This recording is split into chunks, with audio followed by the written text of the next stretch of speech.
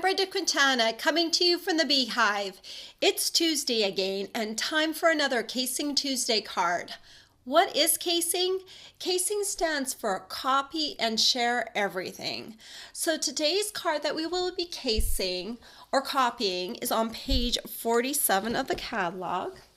And this is the card up top here that will be casing. And today, because I had the stamp set, I decided that I would completely recreate this card as closely as possible to the card in the catalog so we could have a look at it a little closer, and so that I could really use this as a card to base my card off of, because when I case something I tend to copy and change a few things. So this is the card in the catalog, and I decided to change it up and use the watercolor wings stamp set and the butterfly Thinlits. So this is the card that I ended up making, and you can see here's the original card, and you can see how I kind of kept the theme kind of similar. So I'm going to show you how to make this butterfly card now. Okay, to start off with, we're going to need the Big Shot, and I've got the new Big Shot platform here. The new Big Shot platform comes in two parts instead of having a hinge on the side, and you have the Big Shot platform, and then you have the thin die adapter, and we'll need this thin die adapter for the butterfly. Then you're going to put down one of the cutting plates, and then you're going to need a piece of cardstock, and this is thick Whisper White cardstock, and I've cut this piece to 4.5 inches by 4 inches. And then we're going to take the biggest butterfly from the butterfly Thinlits, and I'm just going to center it on this piece of cardstock. And then I'm going to take my other cutting plate and put it over top. Nope, shift it a little bit. And then I am going to run this through. When you're doing a detailed die, you're going to want to run it through at least twice. This new Big Shot platform has a slightly raised surface, so it should make our dies cut a little better than they have in the past. So let me run this back through, and then we can take this off. And first of all, I'm going to remove this outer edge of my butterfly. Then we can put the Big Shot aside. Another new tool that I really like to use is the Big Shot die brush. It comes with a foam mat and this little brush. And I'm going to leave my cardstock in here to start. And I'm just going to run this brush over top of my die. And this is going to help remove those little pieces that like to hang on in the die. So now we can remove this, and it's pretty clean. There might be one or two specks that need to be popped out, like here in the corner, but the Big Shot die brush does a good job of removing it.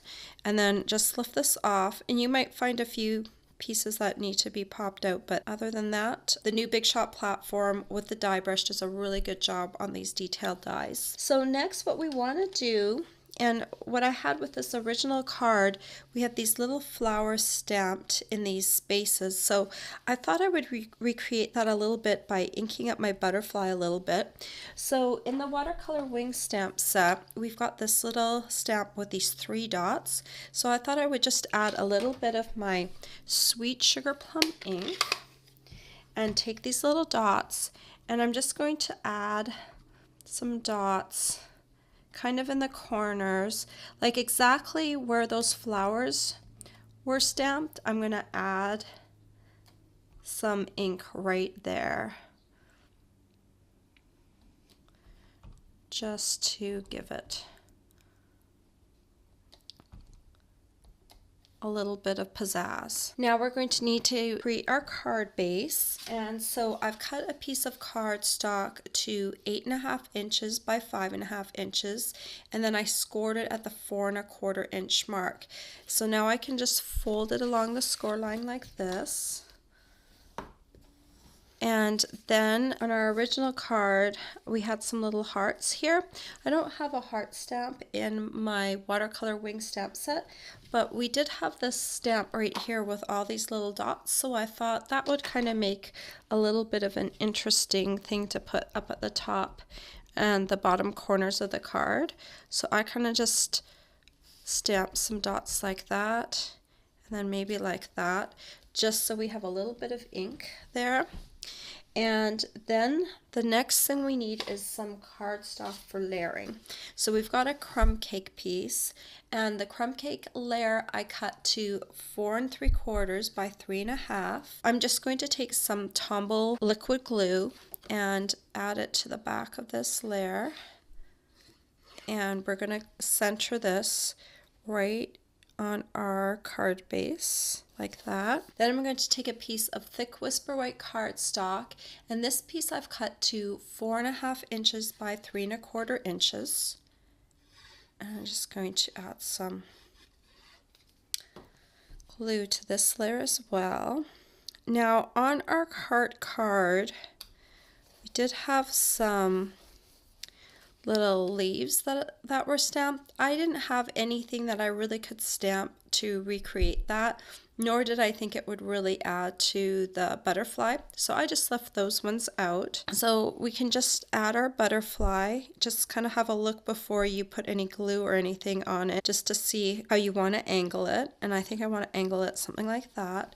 So then once you're done, take some Tombow and just put some Tombow on some of the outer areas of the butterfly, maybe a few on the inner, and just give it enough glue so that it will stay down.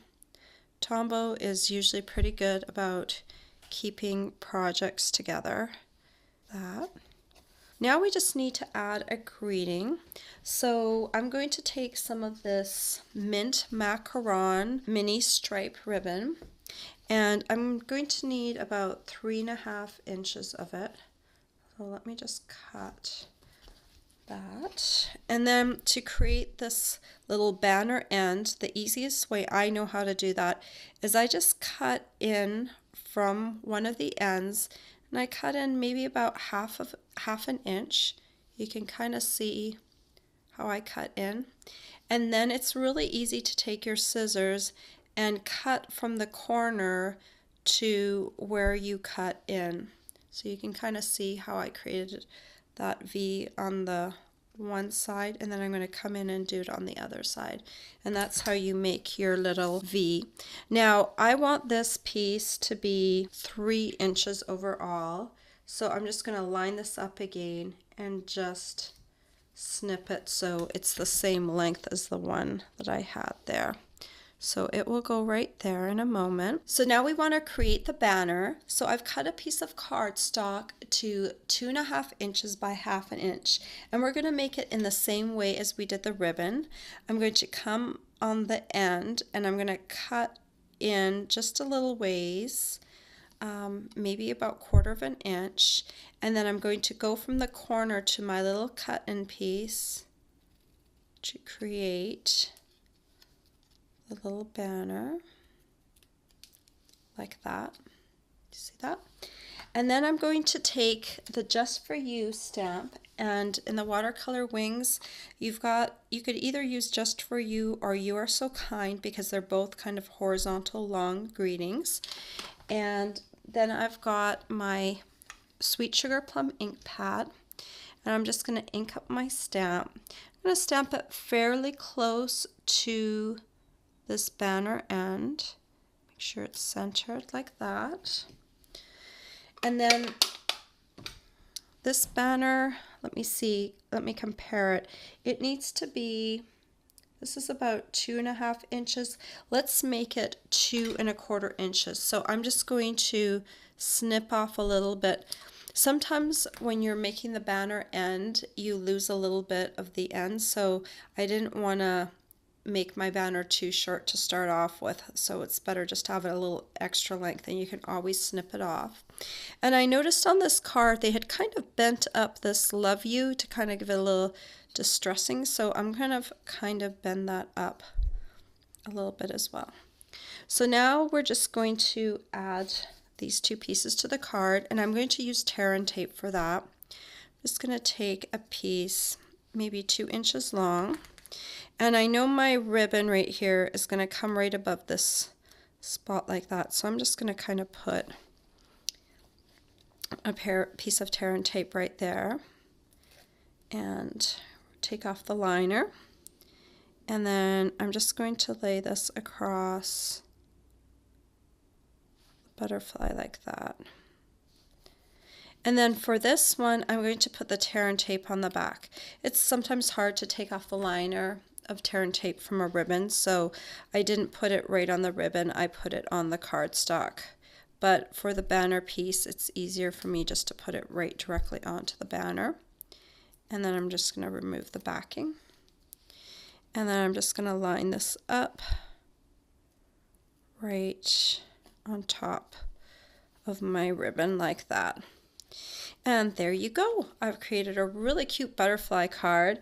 And I love this because Catalina chose this card to case. And normally this is probably not my style of stamping. So this opportunity to case this card gave me a chance to try stamping a little differently than I normally do, and I really love the results. So I've taken this card, I recreated it, then I cased using kind of the same sort of style, kind of a detailed die cut image, and I came up with a card that I like just as much. So if you would like to join in and case a card with us, please join our Casing Tuesday Facebook group. The link will be in the description below.